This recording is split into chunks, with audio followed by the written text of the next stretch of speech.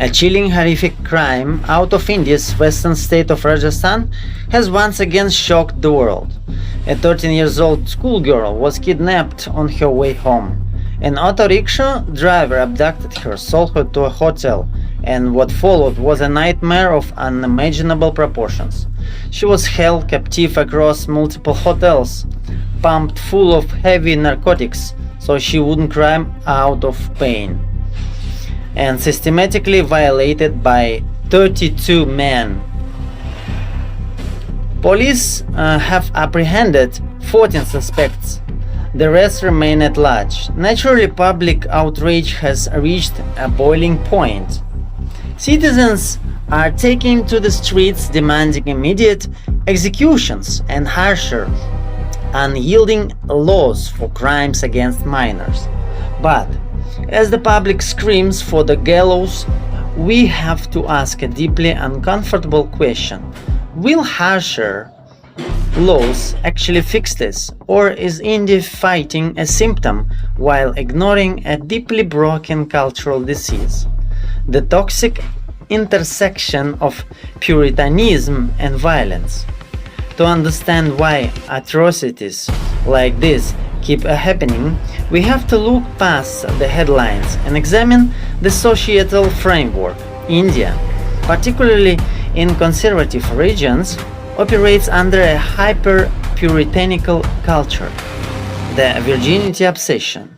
Intimacy is strictly forbidden outside of marriage. The moral police. Unmarried adults cannot simply rent a hotel room for a few hours without being harassed, shamed, or turned away under the guise of family values. The threat of violence. If a young couple dares to date without parental permission, they risk being publicly shamed, beaten with sticks, or worse. Human biology doesn't care about societal taboos.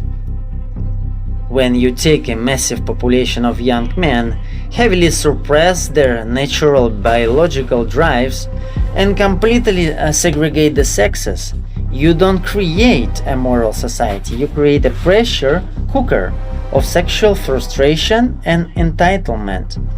Dehumanization as a safety valve. Because healthy, consensual intersections between adults are heavily penalized, a toxic subculture emerges. When normal intimacy is treated as a crime, criminal behavior becomes the outlet. Tragically, victims like this 13 years old become the targets of groups of men who view women not as human beings, but as objects to exert power and frustration upon. The use of narcotics to silence your pain shows a complete and utter lack of empathy, a total disassociation from humanity. Harsher laws cannot deter men who do not view their victims as human. The hypocrisy of outrage.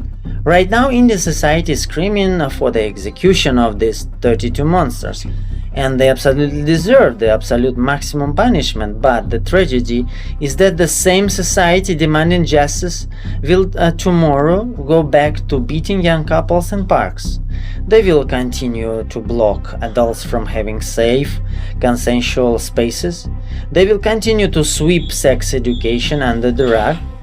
If India truly wants to protect its daughters, it cannot just build more gallows. It needs a massive ground-up cultural evolution.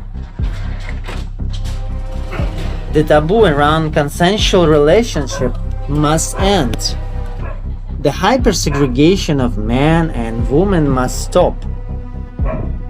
The concept of morality needs to be redefined from protecting absolute purity to ensuring absolute consent and human dignity. Until the collective mentality changes, the cycle will continue. True justice isn't just punishing the monsters after the tragedy occurs. It's changing the society so that these monsters are never created in the first place.